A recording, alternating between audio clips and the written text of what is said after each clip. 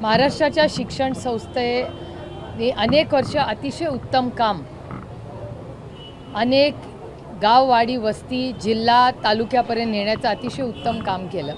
त्यांच्या अनेक वर्षाच्या काही मागण्या आहेत ज्या महाराष्ट्र सरकारकडून पूर्ण होत नाही आहेत। त्यांना अनुदान आणि महागाई भत्ता आणि अनेक सोयी आहेत, कारण का ह्या शाळा जेव्हा दिल्या गेल्या तेव्हा अनुदानितच म्हणून दिल्या गेल्या। तुकड्या काढण्यामध्ये अडचण आहे। मराठी शाळा बंद होत आहेत। कालच अनेक वर्तमानपत्रात आणि चॅनल्सवर बातमी आली की मराठी शाळा बंद होत आहेत। 20 मुलं असतील तर शाळा बंद करायची का अशी चर्चा कानावर येते। अतिशय दुर्दैवी आहे, त्याचा मी जाहीर निषेध करते आणि महाराष्ट्रातली एकही मराठी शाळा किंवा कुठलीही शाळा आम्ही बंद होऊ देणार नाही।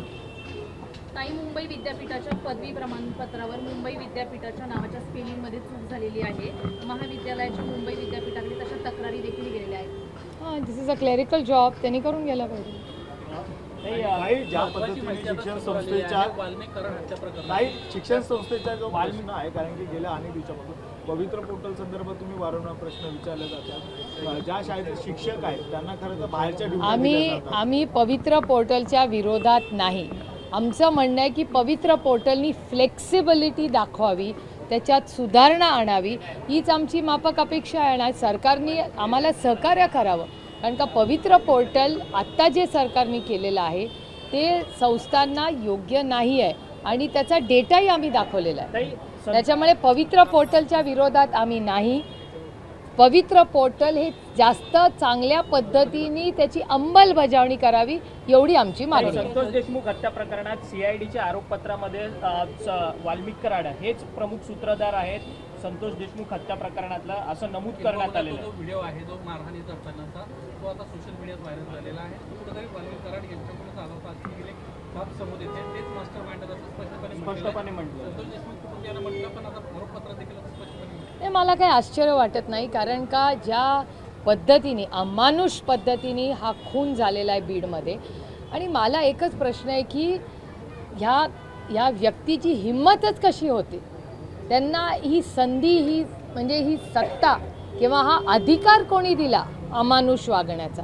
त्यामुळे अर्थातच या सगळ्या प्रक्रियेमध्ये कोणीतरी मोठं त्यांच्या मागे असल्याशिवाय एवढा अंधाधूत कारभार चालेल कसा एखाद्या जिल्ह्यामध्ये। आणि हे दुर्दैव आहे की ह्या कुटुंबाला एवढी मोठी किंमत मोजावी लागली आणि इतके 70-75 दिवस झाले असले तरी अजून एक कृष्ण आंधळे फरारच आहे। मग तो फरार आहे तरी कुठे, सापडत कसा नाही? आणि मग राज्यात नसेल तर परराज्यात आहे का? मग होम मिनिस्ट्रीला कॉन्टॅक्ट केले का या सरकारने, की दिल्लीला कॉन्टॅक्ट केले का, होम सेक्रेटरीना कॉन्टॅक्ट केले? एक 7वा खुनी असा 70-75 दिवस हा फरार असू कसा शकतो, हा प्रश्न नाही सरकारला वाटत? परंतु ते धनंजय मुंडे यांनी अनेक कार्यक्रमांमध्ये सांगितलेलं होतं की वाल्मिक कराड हे माझे एकदम निकटवर्ती आहे, त्यामुळे आता धनंजय मुंडे हे नैतिकतेच्या आधारावरती त्यांचा राजीनामा झालाच पाहिजे असं वाटत नाही का? हे बघा, सुरेश धसांचं स्टेटमेंट आहे आणि माझं हे बाईट दाखवणार असेल तर पुरं दाखवा। सुरेश धसांनी स्टेटमेंट केलेलं आहे की नैतिकतेची आणि ह्यांची कधी भेटच नाही झाली, आणि जसे दिवस जात आहेत तसं मला वाटतं सुरेश धस म्हणले त्याचा शिक्कामोर्तब होतं आहे की ह्यांची आणि नैतिकतेची भेटच नाही कधी झाली। त्यामुळे यांच्याकडून आपण काय अपेक्षा करणार? परंतु आणि कुठली केस राहिली आहे बीडमध्ये? खून झाला आहे, एक्स्टॉर्शन झालं आहे, त्याच्यानंतर करप्शन, शेतकऱ्यांना पीक विम्यात फसवणूक, हार्वेस्टरमध्ये फसवणूक, एवढा मोठा खंडणीचा गुन्हा, डोमेस्टिक व्हायलन्स, अजून कुठला गुन्हा करायचा राहिला आहे? आवाजा कंपनीच्या संदर्भात मी एक पत्रकार परिषद घेतली होती आणि आता हे स्पष्ट झालेलं आहे, आवाजा कंपनीच्या वादातूनच ही हत्या करण्यात आली। मी तुम्हाला पहिल्या दिवसापासून मी बोलताना कधीही खोटे नाटे आरोप कुणावर आणि व्यक्तीवर तर करतच नाही, हे माझं राजकारणच नाही। पण जेव्हा अवधा इन्व्हेस्टमेंट्सबद्दल आपण बोलतो तेव्हा अवधा नावाची कंपनीने जेव्हा कंप्लेंट केली त्यावेळीच ह्या हैवानांना आवरलं असतं तर हा दिवस आला नसता आणि आमच्या वैभवीचे वडील तिच्याबरोबर असते. काही पण काही देवेंद्र जवळपास फडणवीस यांनी शिंदे जवळपास सरकारच्या 109 मृतदेह जे आहेत ते अशा पद्धतीने आढळले आहेत बीडमध्ये. असा एक खळबळजनक आरोप जो आहे तो बीडचे खासदार बजरंग बाप्पा सोनवणे यांनी काल लावलेला आहे. महादेव मुंडेंचं पण प्रकरण ताजंच आहे, त्यांच्या घरी तुम्ही जाऊन भेट दिलेली होती. नाही, महादेव मुंडेंच्या कुटुंबाला आणि देशमुख कुटुंबाला आणि परभणीमध्ये सोनवणे कुटुंबाला मी स्वतः तिन्ही कुटुंबाला भेटलेले आहे. माझं आजही त्या तिन्ही कुटुंबांची रेग्युलरली बोलणं होतं, कारण त्या कुटुंबाला न्याय मिळणं ही आपली सगळ्यांची नैतिक जबाबदारी आहे. आणि त्यांनी नैतिकता सोडली असेल तर महाराष्ट्राच्या मीडियानी आणि देशाच्या मीडियानी नैतिकता सोडलेली नाही.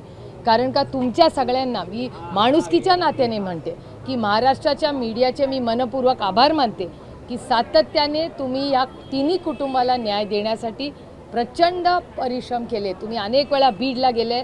तुमच्या कॅमेरामन्सनी मला सांगितले की ताई आम्ही पहिले काही दिवस बीडला गेलो ना तेव्हा आम्हाला भीती वाटायची, हॉटेलमध्ये राहू का गाडीत थांबू का आमचा कॅमेरा फोडतील, एवढी भीती दहशत पत्रकारांमध्येही होती आणि कॅमेरामनमध्येही होती. हे मी स्वतः माझ्या कानाने ऐकलेल्या अनेक गोष्टी आहेत. हे आपल्याला मोडून काढायचं आणि आमच्या अपेक्षा आहेत माननीय मुख्यमंत्र्यांनी जर OSD आणि PA जर PA आणि OSDना नियम कायदा आहे तर आम्हाला आमदार खासदारांना तोच कायदा असला पाहिजे ना माझ्यापासून. म्हणजे जर महाराष्ट्राचे माननीय मुख्यमंत्री बदल घडवू इच्छिता, पारदर्शक कारभार इच्छिता, आम्ही त्यांच्याबरोबर ताकदीने त्यांच्याबरोबर उभं राहीन. आणि जो नियम कायदा OSD आणि PAंना लावला तो आम्हाला लावायला तयार आहोत, जरूर लावू. महाराष्ट्राचं जे खच्चीकरण नाव खराब देशपातळीवर झाले. दिल्लीत मला जो भेटतो तो म्हणतो अरे क्या हुआ सरपंच का बीड में, ऐसे कैसे हुआ, अवधा के पैसे आपके यहाँ एक्सटॉर्शन चालू हो गए आपके राज्य में. आता असं ना महाराष्ट्राची बदनामी या एक दोन व्यक्तींमुळे झालेली आहे. त्याच्यात बीडचा काही संबंध नाही, परळीकरांचा काही संबंध नाही. ते बिचारे चांगले सुसंस्कृत लोक आहेत. दोन लोकांच्या गलिच्छ कृतींमुळे आज राज्याचं नाव देश पातळीवर खराब झालं आहे. इन्व्हेस्टमेंटसाठी प्रॉब्लेम आहे. आणखी एक महत्त्वाची बाब अशी आहे, वाल्मिक कराड सध्या जेलमध्ये आहे, मात्र त्याची बर्दास्त खूप चांगल्या पद्धतीने राखली जाते. एक आरोपी रोज त्यांना VIP ट्रीटमेंट दिली जाते. मला काही याचं आश्चर्य वाटत नाही, कारण पहिल्या दिवसापासून सातत्याने देशमुख कुटुंब आणि अनेक नेते बजरंग अप्पा याच्याबद्दल बोललेले आहेत, संदीप क्षीरसागर बोललेले आहेत, जितेंद्र आव्हाड बोललेले आहेत, शिवसेनामधले पण लोक बोलले आहेत, काँग्रेसचेही लोक बोलले आहेत, भारतीय जनता पक्षाचे पण बोलले आहेत, सुरेश धसांचं पण स्टेटमेंट आहे. त्यामुळे आम्ही ह्याच्यात कधीही राजकारण आणलं नाही, आम्ही ह्याच्यात राजकारण आणणारही नाही. कारण का हा विषय आमच्यासाठी राजकारणाचा नाही आहे, हा आमच्यासाठी एक इमोशनल इश्यू. एका घरातला कर्ता पुरुषाचा हत्या झाली आहे, खून झाली, त्या मुलांचे वडील परत कधीही येणार नाही आहेत. त्या आईचं दुःख, त्या बायकोचं दुःख, त्या बहिणीचं दुःख हे कधी तुम्ही सगळे गेला ना तर तिथे कळेल. या सरकारमधले कोणी तिथे गेले तर तुम्ही सगळे जाऊनच आलात, पण सरकारमधलं जर तिथे बोललं तर त्या घरातल्या वेदना दुःख हे कधीतरी या असंवेदनशील सरकारला कळेल. या संतोष देशमुखच्या हत्या प्रकरणामध्ये उज्ज्वल निकमांची नियुक्ती केलेली आहे. एक मिनिट, एकच मिनिट, हा विषय संपल्यावर तुमचा उज्ज्वल विषय. निकम सातत्यानं भाजपची भूमिका मांडतात, भाजपच्या खासदारकीच्या पदाची निवडणूक लढलेली आहे. त्याच वकिलांना या सगळ्या सेन्सिटिव्ह केस प्रकरणामध्ये त्यांना उभं केलेलं गेलेलं आहे. ठीक आहे, आमचा विश्वास आहे की एक सरकारने एक निर्णय घेतला आहे. प्रत्येक गोष्टीत आपण वाईटच का पाहावं. कदाचित सरकार ह्याबद्दल नैतिकता दाखवेल सरकार म्हणून. आणि उज्ज्वल निकमांचे आमचे अनेक वर्षाचे संबंध राहिलेले आहेत. माझा विश्वास आहे की त्याच्यात कुठलाही पक्षपात ते करणार नाही आणि माणुसकीच्या नात्याने ते निर्णय घेतील, एवढीच आमची त्यांच्याकडून अपेक्षा. परंतु मग आता अधिवेशन काळ येणार आहे, लगेच सोमवारपासून अर्थसंकल्पीय अधिवेशन सुरू होणार आहे. धनंजय मुंडे हे दोषीच नाही असं सातत्याने अजित पवार सुद्धा म्हणतात आहेत आणि इतर नेते सुद्धा म्हणतात आहेत. राजीनाम्याची चालढकल एकमेकांच्या अंगावरती केली जाते. माझी अतिशय विनम्रपणे महाराष्ट्राच्या माननीय मुख्यमंत्र्यांना एकच प्रश्न मी विचारले की तुम्ही OSD आणि PNबद्दल एवढा स्ट्रॉंग आणि कठोर निर्णय घेतला की 0 टॉलरन्स, काहीतरी फिक्सर का शब्द त्यांनी वापरला ना, फिक्सर. तर इथे तर किती आरोप आहेत. इथे खंडणी, त्याच्यानंतर हार्वेस्टरचे पैसे, पीक विम्यामधले काढलेले पैसे, डोमेस्टिक व्हायलन्स, अजून हत्या प्रकरणी अनेक त्यांच्यावर आरोप प्रत्यारोप झालेले आहेत. त्याच्यामुळे अजून कुठला गुन्हा करायचा राहिला, हा पहिला मुद्दा. आणि तुम्ही अधिवेशनाचा उल्लेख केला, 10 तारखेला पार्लमेंट सेशन सुरू होतं आहे. तुम्हाला आठवत असेल की शिवराज सिंग चौहानजी या देशाचे शेतीमंत्री आहेत, अतिशय संवेदनशील नेते आहेत. त्यांना मी प्रश्न विचारला होता की हार्वेस्टर, पीक विमा आणि युरियामध्ये जो भ्रष्टाचार महाराष्ट्रात झाला आणि ज्या पीक विम्याचं कौतुक तुम्ही सगळे करता, आदरणीय प्रधानमंत्र्यांनी डायरेक्ट बेनिफिट ट्रान्सफर DBTबद्दल ज्या अभिमानाने सांगितलं, तो माननीय प्रधानमंत्र्यांचा निर्णय महाराष्ट्र सरकारने बदललेला आहे, हा तुम्हाला मान्य आहे का नाही? त्याच्यावर on the floor of the house म्हणजे पार्लमेंटमध्ये माननीय शिवराज सिंग चौहान यांनी उत्तर दिलं आहे की मी या पीक विम्याची आणि या सगळ्या भ्रष्टाचाराची इन्क्वायरी लावीन. मी महाराष्ट्राच्या माननीय मुख्यमंत्र्यांची बोलीन, मी धनंजय मुंडेंची बोलीन वगैरे. हे सगळं तुम्ही तुमच्या चॅनलवरही पाहिलं असेल त्यांचं उत्तर. त्यामुळे 10 तारखेला गेल्यावर मी पहिला प्रश्न या देशाच्या कृषी मंत्र्यांना विचारणारे विनम्रपणे की तुम्ही आम्हाला शब्द दिला होता महाराष्ट्राच्या शेतकऱ्यांसाठी, त्याचा पुढे काय झालं? मैं हिंदी में जानना चाहेंगे पहिला मराठी होने दे. देवेंद्र फडणवीस यांनी शिंदे सरकारच्या घोटाळ्यावर कारवाई करण्यास सुरुवात केलेली आहे. नुकतंच आरोग्य विभागाच्या 3,200 कोटी रुपयांच्या कामांना स्थगिती देण्यात आली. तानाजी सावंत तत्कालीन आरोग्यमंत्री होते, त्यामुळे तानाजी सावंत यांनी त्या खात्यामध्ये खूप मोठा भ्रष्टाचार केला आहे. आता सातत्याने फडणवीस एकनाथ शिंदेंच्या मागच्या सरकारमधले घोटाळे बाहेर काढतात आहेत का, असा सवाल उपस्थित होतो. माझी एवढीच अपेक्षा आहे की जर माननीय मुख्यमंत्र्यांनी महाराष्ट्रातल्या सगळ्या भ्रष्टाचारांची इन्क्वायरी सुरू केली असेल आणि महाराष्ट्र भ्रष्टाचार मुक्त, सिलेक्टिव्ह नाही, वन साईज फिट्स ऑल, हे देशातले नियम कायदे OSD-साठी एक, PA-साठी एक, मंत्र्यासाठी एक, ऐसा नाही चलता. जर नियम कायदे असतील तर ते आम्हाला सगळ्यांना आमच्या सकट लागू झाले पाहिजेत. मग जर एखाद्या मंत्र्यांनी भ्रष्टाचार केला असेल, आरोप झाला असेल, जर देवेंद्रजींनी ॲक्शन घेतली तर त्यांचा जाहीर सत्कार सुप्रिया सुळे पहिला जाऊन करेल. दुसरीकडे गेल्या काही दिवसांपासून शेअर मार्केट आहे ते पडताना पाहायला मिळते. नाशिकमधली एक घटना समोर आली की शेअर मार्केट पडलेलं आहे, 15 लाखाचं नुकसान झालं आणि त्या मुलाने खरं तर आत्महत्या केली. कसं बघता याकडे? मी स्वतः त्याच्याबद्दल माझ्या बजेटच्या भाषणात बोललेले होते, कारण हे अपेक्षितच होतं. आणि आम्ही सगळ्यांनी जेव्हा बजेटवर डिबेट झालं संसदेमध्ये, दिल्लीमध्ये, आम्ही बरेच लोक या विषयावर बोललेलो होतो. मार्केटमध्ये घसरण होणार आहे हे आम्हाला तरी सगळं दिसत होतं. आणि टॅरिफ्सवर माननीय प्रधानमंत्री अमेरिकेला जायच्या आधी आमचं डिबेट झालं, त्याच्यावरही अनेक चर्चा त्यावेळी झाल्या. आज डॉलर आणि रुपीचा जो भाव आहे त्याच्यामध्ये रुपी ज्या पद्धतीने त्याचीही घसरण होते हे खूप चिंताजनक आहे. आणि हे सगळे मुद्दे जे तुम्ही मला आता विचारले हे मी स्वतः माझ्या भाषणामध्ये आणि आम्ही अनेक अशी ज्या लोक आम्ही बोललो विरोधी पक्षातून, हे सगळे प्रश्न आम्ही संसदेमध्ये माननीय निर्मलाजींच्या समोर मांडलेले आहेत. तर देवेंद्र फडणवीस 100 दिवसांचं सरकार 100 दिवसांचा एक प्रोजेक्ट ते राबवतात आहेत नवीन प्रशासनाचा. त्यावरती काल तुमच्या पक्षाची संपूर्ण बैठक झाली. एकंदरीतच 100 दिवसावरती वॉच ठेवण्याकरता एक मंडळ, प्रभारी मंडळ तुम्ही नेमलेलं आहे.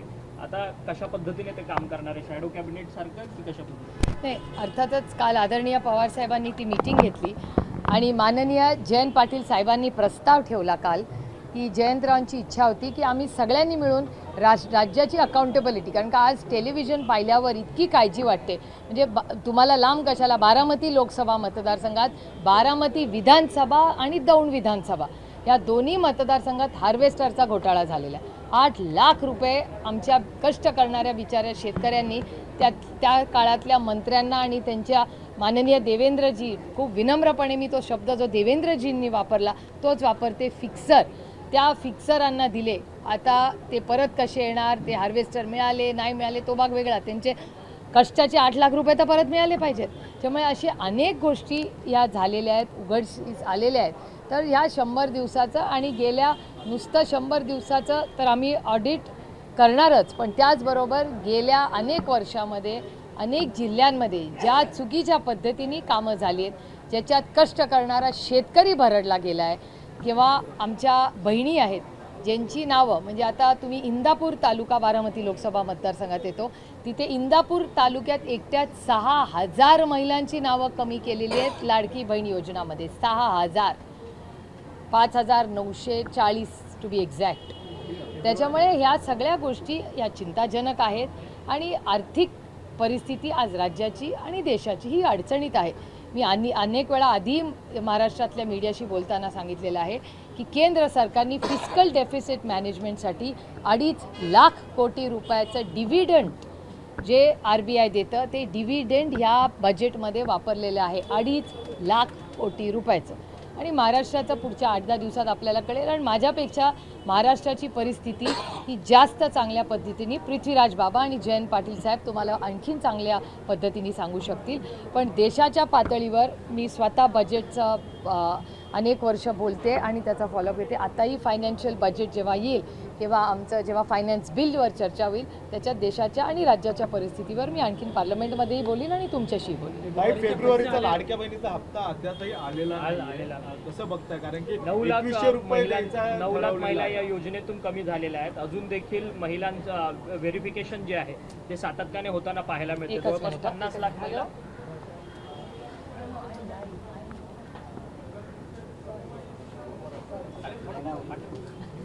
दादांचा फोन आला विद्यापीठवारी. हां ताई, हां. 50 जवळपास लाडक्या 9 लाख बहिणीचे पैसे आहेत ते फेब्रुवारी महिन्याचे अद्यापही देण्यात आलेले आहे सरकारच्या वतीने. कसं बघताय या प्रमाणे? महिना उलटला. नाही, मला खरं सांगू, मी हे सगळं माझी सगळी भाषणं तुम्ही काढून बघा इलेक्शनच्या आधीची. हेच तर मी बोलत होते. कारण इलेक्शनच्या आधी ह्या सगळ्या गोष्टी आणि मला असं वाटतं राजकारण इलेक्शन्स येतील जातील, राज्य टिकलं पाहिजे. आपण म्हणजे विकास हा झालाच पाहिजे. राजकारण होईल, आम्ही एकामेकावर टिकट, पण वी आर कस्टोडियन. ही मक्तेदारी किंवा अधिकार नाही आहे कोणाचा. आम्ही कस्टोडियन आहे. आमच्या आधी अनेक लोकांनी चांगलं काम केलं. पुढच्या पिढीसाठी चांगलं काम हवं ह्याच्यासाठी आम्ही आत्ता काम केलं पाहिजे. म्हणून आम्ही कस्टोडियन आहे. पण ज्या पद्धतीने सरकारने अनेक स्कीम्स केल्या आणि त्याचा बोजा हा सरकारच्या बजेटवर पडणारच होता. DPTCचे तुम्ही बघताय 30% कट झालेत की अहो कशाला. मला वाटतं मागच्या 14 तारखेला या राज्यातली अनेक रस्त्याची कामं झालेली नाहीत कारण का पैसेच पडलेले नाहीत. पैसे पडलेले आहेत, वर्क ऑर्डर झाली आहे, पण पैसे न दिल्यामुळे आज 1 लाख कोटी रुपयाची पेंडिंग बिल आहेत असं सरकार सांगते. तुमच्या चॅनलवर आहे, वर्तमानपत्रात आहे. त्यामुळे एकीकडे विकास म्हणायचा, मेट्रोची कामं होतात, नंतर एक फ्रेंच कंपनी येते MMRDAवर. आता नक्की काय झालं, कोण आहेत, मी कधीही कोणावर आरोप करत नाही कारण का माझं राजकारण तसं नाही. पण त्याचबरोबर जर एखाद्या वर्तमानपत्रात आणि चॅनलवर असा मोठा आरोप होतो त्याचं क्लॅरिफिकेशन मागायला आमची नैतिक जबाबदारी नाही. अहो विरोधी पक्षात असलो म्हणून आम्ही काय रोज टीका करत नाही सरकारवर. चांगल्यावर चांगलं बोलतो. जेव्हा आपली साताऱ्याची लेक तिला विजा हवा होता तेव्हा जयशंकरजींनी मदत केली. मी जाहीर आभार मानले जयशंकरजींचे कारण का त्यांनी मदत केली. अच्छे को अच्छा कहना ही चाहिए. पण जर एखादी फ्रेंच कंपनी आवदा नावाची कंपनी त्याला दिल्लीपर्यंत जावं लागत असेल सांगायला की तुमच्या राज्यात करप्शन होतं आहे, इन्व्हेस्टमेंट्स येणार कशा आहे राज्यामध्ये. त्यामुळे माझ्या देवेंद्रजींकडून खूप अपेक्षा. एवढं मोठं मॅन्डेट त्यांना दिलं आहे राज्यांनी, म्हणजे ओंजळी भरून जास्तीच मतं त्यांना दिली आहेत. एवढी मतं त्यांना पडली आहेत. तर आमची एवढीच अपेक्षा आहे की तुम्ही पारदर्शक कारभार करावा आणि नैतिकता जे तुमचे मंत्री दाखवत नाहीत त्याच्यात वन साईज फिट्स ऑल नाही चलेगा. तुम्ही OSD आणि सेक्रेटरीला जो नियम कायदा लावता तोच तुमच्या मंत्र्यांना उलट जास्त आहे कारण मी लोकप्रतिनिधी आहोत. माननीय प्रधानमंत्री म्हणायचे दिल्लीमध्ये की आम्ही प्रधान सेवक आहोत व आम्ही तुमची सेवा करायला चालू आहे. मग हे मोदीजी जे सांगतात त्याच्या विरोधात महाराष्ट्र सरकार वागणार का. डायरेक्ट बेनिफिट ट्रान्सफर हा मोदीजी जे मनमोहन सिंग साहेबांनी सुरू केलं की डायरेक्ट बेनिफिट तेच उपक्रम मोदीजींचाही मोठेपणा की मनमोहन सिंग साहेबांनी एक निर्णय घेतला तो मोदीजींनी पुढे नेला. असे अनेक निर्णय अटल बिहारी वाजपेयी साहेबांनी गेले जे मनमोहन सिंग साहेबांनी. Governance is continuity. कुठलंही सरकार हे चांगलं काम करतच असते आणि ती कंटिन्युटी असते. ही कंटिन्युटी करत असताना जर देशाचे प्रधानमंत्री भाषणात म्हणतात चला सगळे एक देशासाठी एक होऊया आणि डायरेक्ट बेनिफिट ट्रान्सफरसाठी एकत्र काम करूया, त्यांनी आम्हाला आवाहन केलं की विरोधी पक्षांनी पण त्यांच्या मतदारसंघात बघा आम्हीची सहकार्याची भूमिका आहे प्रधानमंत्र्यांना कारण का आमच्या देशाचा विषय.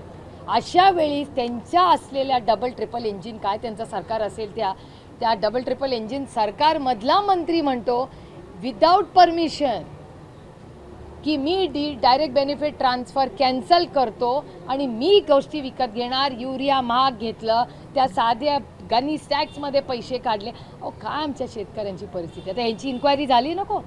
माझी अपेक्षा आहे की देवेंद्रजी आपल्याकडून माझी अपेक्षा आहे की ह्या गोष्टींवर तुम्ही ॲक्शन घ्या. आणि हे कागदपत्र, आम्ही आरोप मी एकटी करत नाही आहे, ही सगळी कागदपत्र महाराष्ट्राच्या दोन्ही DCM आणि आदरणीय मुख्यमंत्र्यांपर्यंत दाखवलेली आहेत. ताई, तुम्ही शाळेच्या खरं तर परिषदेसाठी आलात, मात्र शक्तीपीठ महामार्ग एकीकडे होताना पाहायला मिळतं. त्यामध्ये देखील काही शाळा जात आहेत सोलापूर जिल्ह्यातल्या, असं देखील समोर येत आहे. त्या संदर्भात तुम्हाला देखील एक निवेदन देखील दिलेलं आहे त्या शिक्षणाने, काय नाही, नेमकं? माझं म्हणणं आहे की एखादी शाळा तिथे असेल तर सरकारने अतिशय संवेदनशीलपणे, मी खरं तर त्याचं बघितलं पाहिजे, मी त्याची माहिती आत्ता घेतलेली आहे. मी आमचे तिथले माझे सहकारी धैर्यशील मोहिते आहेत, ते तिथे स्थानिक खासदार आहेत, मी त्यांच्याकडे ते सोलापूर माढ्याचे असले तरी त्या जिल्ह्याचे आहेत, तर ते मी त्यांना विनंती करणार आहे धैर्यशील भैयांना की त्यांनी जातीने त्याच्यात लक्ष घालावं आणि आम्ही सगळे म्हणून सरकार दरबारी हा प्रश्न मांडणार. मैम, न्यू एजुकेशन पॉलिसी के एक तर तहत खत्म तो होने दो उसका, सब मराठी झाला. हां, चला. न्यू एजुकेशन पॉलिसी के तहत MK स्टालिन कह रहे हैं कि केंद्र सरकार राज्यों की जो मातृभाषा है उसको सबटाइज करके हिंदी जो है फोर्सफुली डालना चाहती है. तमिल भाषा का क्या होगा? महाराष्ट्र में भी वो education policy all over India की तरह लागू होगी. आप इस पर क्या कहेंगे? हर राज्य का इश्यूज अलग होते हैं. तमिलनाडु और उसके माननीय मुख्यमंत्री की जो राय है, उन्होंने हमेशा कहा है, जो मैंने दिल्ली भी उनके सांसद हमेशा कहते हैं कि हमें कुछ फोर्स न किया जाए. आप हमें प्रस्ताव भेजिए, हम चर्चा के लिए तैयार है, चर्चा करके हम निर्णय लेंगे. तो हमारी सिर्फ अपेक्षा है, जिसमें इंग्लिश में अरुण जेटली साहब जब मंत्री थे तब हमेशा कहते थे कोऑपरेटिव फेडरलिज्म.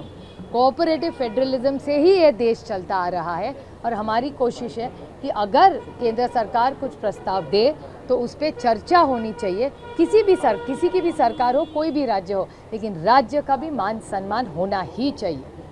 ताई, आज तुमने जो परिषद में सहभाग लिया है, इस परिषद में बहुत सारे ट्रस्टी का इशू है देखने पाने मिल रहा है, क्योंकि उन लोगों को जो स्कूल मिलती है उसका रेंट नहीं मिलता है, या टीचर्स लोग महाराष्ट्र सरकार से हमारी अपेक्षा है कि ये सारी जो स्कूल्स निकाली हुई थी, ये उस ग्रामीण क्षेत्र में उन्होंने निकाली हुई है. बहुत मेहनत से और लगन से ये स्कूल्स वहाँ हुई है और बहुत अच्छी शिक्षा वहाँ मिलती है.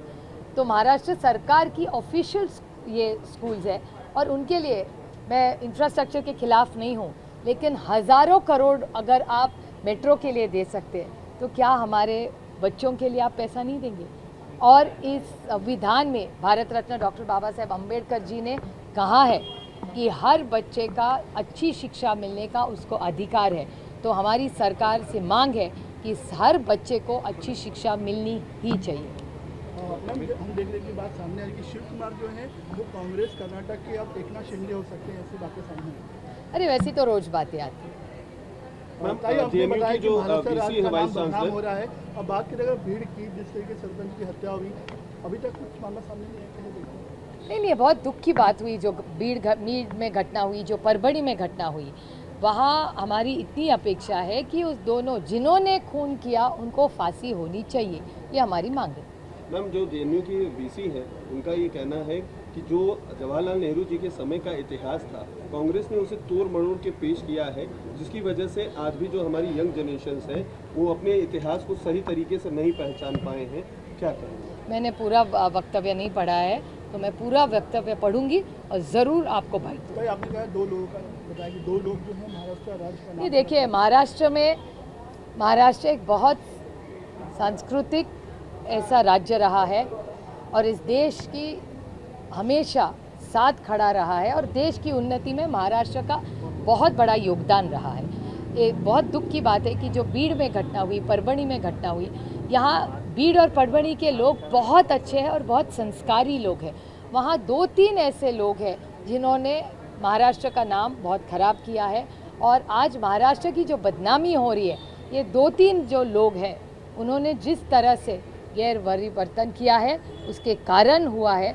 और मेरी अपेक्षा है कि महाराष्ट्र के मुख्यमंत्री जी को इतना बड़ा मैंडेट मिला है, इतने बड़े मतदान उनको मिला है, तो हम सिर्फ इतना विनती उनसे करते हैं कि आप OSD और PA इनको कह रहे हैं कि ये अगर फिक्सर हो या उन पे कोई आरोप हो तो उनको हम PA या OSD नहीं रखेंगे.